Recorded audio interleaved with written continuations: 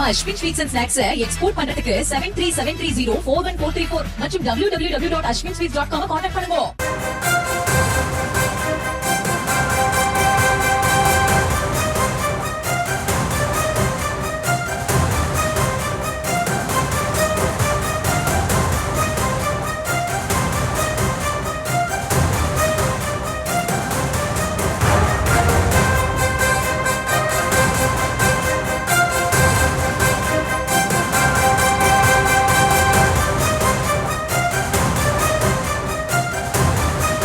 ராமேஸ்வரம் மருத்துவமனை வளாகத்தில் மழைநீர் தேங்கியிருக்கக்கூடிய காட்சிகளை நாம் பார்த்து வருகிறோம்.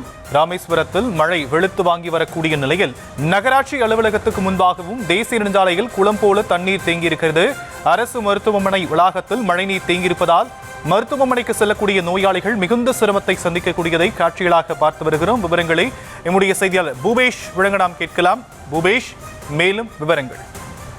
வணக்கம் சாம். அந்த ராமநாதபுரம் மாவட்டம் ராமேஸ்வரம் தீவு பகுதி முழுவதும் காலை தொடங்கி பலத்த மழையானது வெளுத்து வாங்கியது. இதன் காரணமாக ராமநாதபுரம் நகராட்சிக்கு உட்பட்ட பல்வேறு இடங்களிலும் அந்த மழைநீர் தேங்கி இருப்பதால் பொதுமக்கள் கடும் சிரமத்திற்கு ஆளாகினர். குறிப்பாக ராமேஸ்வரம் நகராட்சி, அதே போல ராமேஸ்வரம் தனுஷ்கோடி தேசிய நெடுஞ்சாலை மற்றும் அந்த ராமேஸ்வரம் அரசு மருத்துவமனை உள்ளிட்ட இடங்களில் அதிக அளவில் மழைநீர் தேங்கி இருப்பதால் ராமேஸ்வரத்திலிருந்து தனுஷ்கோடி சுற்றுலா செல்லக்கூடிய சுற்றுலா பயணிகளும் இருசக்கர வாகன ஓட்டிகளும் கடும் சிரமத்திற்கு ஆளாகினர். அது மட்டுமல்லாது அந்த ராமேஸ்வரம் நகராட்சி அந்த அரசு மருத்துவமனையில 200 முதல் 500க்கும் மேற்பட்ட நோயாளிகள் நாள்தோறும் சிகிச்சை பெற்று வருகிற சூழல்ல இன்றைய தினம் அந்த மழைநீர் தேங்கி இருப்பதன் காரணமாக அங்கு மருத்துவத்திற்கு செல்லக்கூடிய நோயாளிகள் கடும் சிரமத்திற்கு ஆளாகி இருக்கின்றனர்.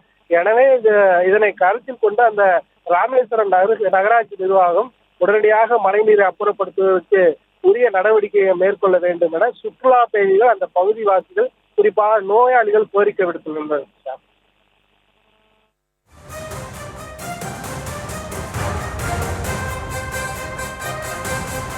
தற்போதைய விவரங்களுக்கு நன்றி பூபேஷ். நம்ம Ashwin sweets and snacks export பண்றதுக்கு 7373041434 மற்றும் www.ashwinsweets.com கான்டாக்ட் பண்ணுங்க.